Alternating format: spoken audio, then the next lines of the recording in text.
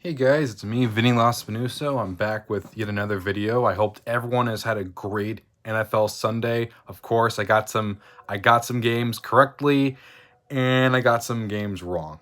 I first also want to say, Zenny, the upsets you made, such as the Bears winning against the 49ers, the Steelers winning against the Bengals, the Texans not losing to the Colts, and even having the sorry, and even having the Chargers win again. You were pretty on point with your picks. I first want to get that out of the way first, and also the Saints winning against the Falcons. You were on to that 100%, and I salute you for that. You definitely, I think, won this week. I think for sure, at least in my opinion, at least you won this week. You lose some, you win some, and of course, I lost some too. I'm going to go into this later on. I picked the Lions to win. They were close, they were competitive, but they still lost. And, several ones. I did not expect the Giants to beat the Titans, though, but of course, the Colts tied the Texans. The Texans at their first ever tie as an organization.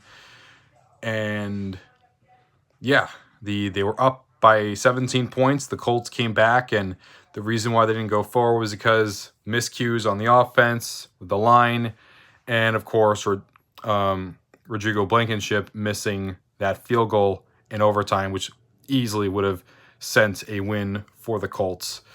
But let's talk about Matt Ryan here for a second. I first want to give a shout out to the one guy, I'm not going to say his name, who decided to DM me and mock me for liking Matt Ryan because the Colts were down. Well, guess what? They almost won, and they made it there because of him. So, yeah, take it and shove it. I don't care. And, he made history today. He became the second fastest quarterback in history to get 60,000 yards. The only one to do it faster was Drew Brees, who did it in 8 games less. In my opinion, I think Ryan would have done it a bit sooner if it wasn't for the Falcons' offensive line being so bad over the years.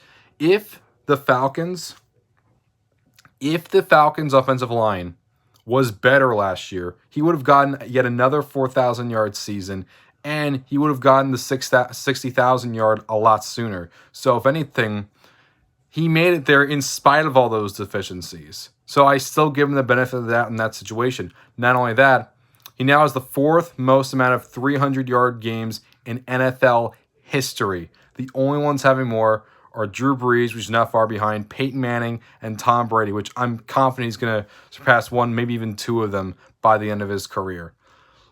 Yes, I understand. You can talk about the Super Bowl loss all you want, but he was the reason why they were always in that game. And I don't want to emphasize that all the time when I'm talking about Ryan's career. I really do not like doing that because it doesn't define who he is. Ryan is one of the most successful quarterbacks in NFL history just by wins alone. He is, by far, in my opinion, the most underrated quarterback of the last 20 years, if not the last 30 years, based on his dominance alone. People talk about Phillip Rivers and Ben Roethlisberger and even Eli Manning, but I can make a case that Matt Ryan is better than all 3 of them.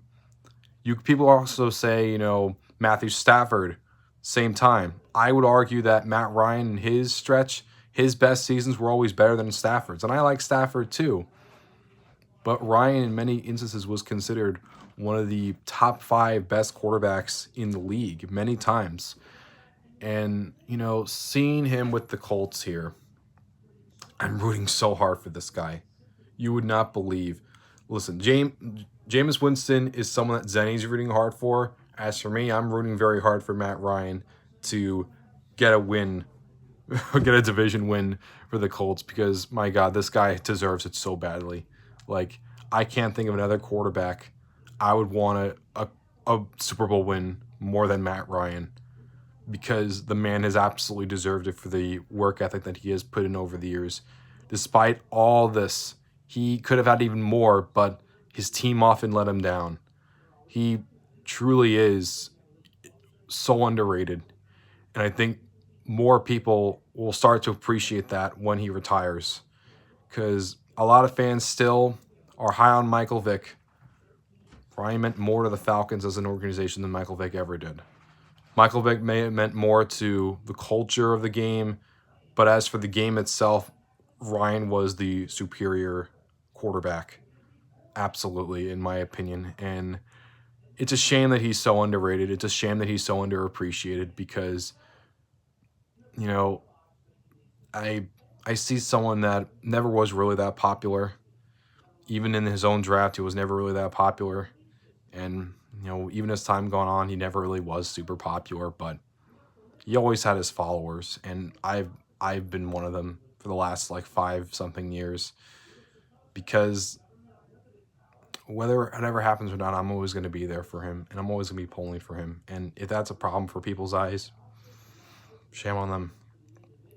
Because, yes, Wentz had the better game today, but he didn't make history. Ryan made history today. And I wish more people would talk about that as opposed to always mention 28-3 all the goddamn time and thinking that's super funny. It just shows that you don't really know much about your football. That's the fact. And it's a shame that so many of these players or people have been just smeared by just these one little things. Like Gary Anderson, they put on the 1998 NFC Championship game, even though there was way more reasons why the Vikings lost that, and he's one of the most successful kickers of all time. But no, they're just gonna put on that all on him. Just disgusting. And with Ryan, the same thing here. I absolutely hate it. It just shows a lot of ignorance and just shows a lot of the ways that we treat athletes where you just trash them without even thinking about how much that's going to affect the way that they're seen years from now. Like, you do you, man, but I don't like it. I really don't. And I think we should really understand that there's way more to it. Understand that that person also has a family. Understand that that person has fans themselves. And I think way too many just want to turn each other down. I think Ryan is like, whatever happens, he's just viewed very negatively, and I never understood why. I think because he just wasn't really flashy. I don't know the reason, but either way, that's just my thoughts. Congratulations, Matt, for surpassing 60K. I hope I hope to see you surpass 65K. You absolutely deserve it, man. I'm rooting for you so hard. Seriously, I am. You absolutely deserve it. Anyway, guys, that's just my thoughts on Ryan's success, and I'm rooting even more for him in the future. Until next time, peace out. And by the way, make sure to watch Sunday. It's going to be fun. See ya.